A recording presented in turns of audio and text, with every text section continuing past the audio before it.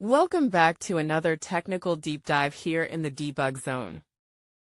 Today, we're tackling a big question and breaking it down with insights from other users. Hopefully this clears up some misconceptions and helps you get the answer you need. So buckle up, stay a little curious, and let's jump right in.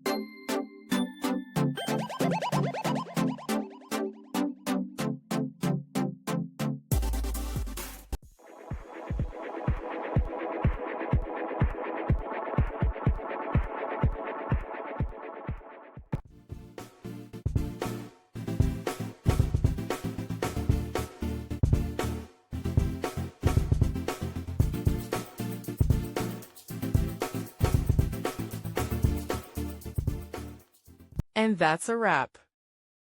I hope you found the answer you were looking for. If you did, take a second to hit that subscribe button. It really helps out. And let me know in the comments which solution worked best for you.